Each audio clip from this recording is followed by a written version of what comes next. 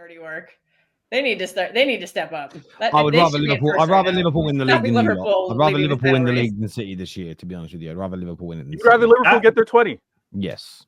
Wow. That must hurt. Terry, that must hurt. It hurts. Wow. It hurts. It hurts, but there's logic to it. Liverpool matching our 20 is matching our record.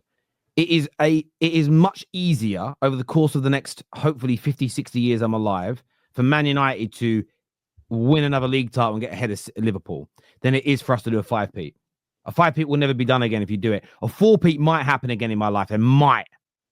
A 5-peat, never, in my view. So them matching 20 is the lesser of two evils of you guys doing a 5-peat, which is, it's a bit like if Liverpool were on to, to do a treble, but you guys were going to do a quad.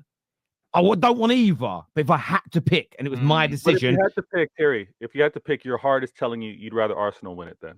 No, I'd rather the four of you that are in and around the title race, it would go Chelsea, followed by Arsenal, followed by Liverpool, followed by you, based on Chelsea being the lesser of the four of my rivals, followed Chelsea by Arsenal. The lesser, I like that. Lesser. That. They are all rivals, but lesser of my rivals. That's all I'm saying. The least of your rivals. My hierarchy would be Chelsea, followed by Arsenal, followed by you, and then Liverpool. Because Chelsea, the least of your rivals. I hear it. Sorry, you're the bottom because of the 5-peat. So if the 5-peat wasn't on, then it would go Chelsea, Arsenal, you, followed by Liverpool, because you're my second biggest rivals in my opinion.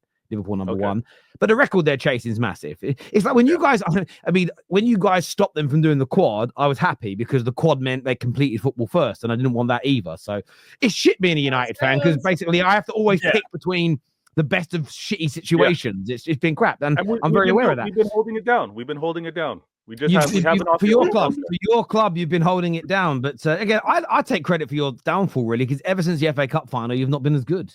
All season you've been poor.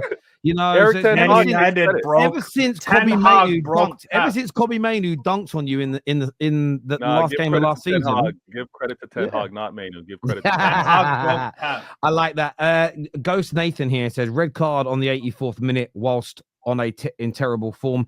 Yes, you got robbed, but don't compare it to us. 3 red cards whilst playing good for more than 45 minutes to go. It was tongue in cheek from Vader when he said Arsenal and Liverpool fans would be fine. Look at this guy smile. It's but this is the thing, right? Where I agree with V is any Arsenal fan during their bad decisions, Liverpool fan, City fan, United fan, that only wants to talk about the decision and wants to ignore their team's performance, good, bad, or indifferent, I have an issue with. I also have an issue with people that focus on their performance but don't even want to mention poor refereeing decisions, because for me, it's not about there's a conspiracy against City or Liverpool or Arsenal. It's about holding referees in the PG MLO to account as an individual entity and how they govern and how they manage our games. The problem is for most football fans, they are some too tribalistic, some just a little bit too thick to grasp that concept. It's very difficult. Again, I wouldn't trust these people to water my plants, let alone have a constructive conversation with them. So yeah, please see the latest update. Has it been? I mean, okay. I haven't seen any latest updates on him. I just messaged a friend to find it for me, but he hasn't yet. This is gonna be hard. I saw a picture of the car right before we went live, and that kind of shook me. Yeah, I just it doesn't sound great. I just hope that he's okay. And again, I'm only gonna go by what West Ham or a verified source puts out. I'm not going to comment on anything that's coming from random individuals, just because it's such a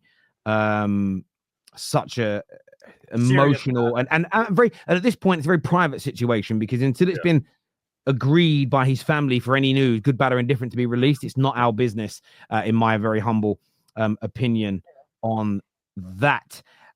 This here says, sorry, my bad, it's actually away matches. Because the 23-24 season, City lost 13 points on away games, already lost that 13 points 15 games in. Do you feel like this season is going to be a write-off for City in terms of winning that Premier League title? Because, as you say, you only dropped 13 points away from home in the whole of last season. We're not halfway through the campaign. You've already matched it, and you don't really look like you're starting to improve massively yet. I think to write off the season, some City fans have actually done that. Some City fans have already said, like, it's done. We're not even thinking about the title. Let's just see what this team can do. I'm a little indifferent just because I don't know what to expect of Slot and Liverpool with the pressure of winning it. Like, I don't know what that may mean to them, whether they may slip. Sorry for the description, but they may slip and come closer to us. And I see what you did there. Yeah, you see what I did there. And then we got Arsenal, who, again, they've been inconsistent as well. So to write it off, no. But to have our hopes saying we expect this club, we expect these players to win it for a fifth time, I don't think any City fans doing that. But we're not writing it off. There's too much football to be played. And again, the reason why you have him on the channel all the time. You got Hussam out here saying he's the leopard in the tree. He doesn't want to say that he's favorites. He doesn't want to say that he's winning. This is because he knows the frailties. He knows that Mo Salah being out, like we've seen maybe KDB being out, really hinders their chance of winning it. He knows that maybe an injury to Van Dijk or Salah, they're done. There's a lot of things kind of pending. So we'll see how it plays out. But to write it off now, we've played to the very last minute for too many seasons to really say the season's done. To be honest with Man City, as of today, I don't have y'all in a title race. However, January 31st, we'll find out.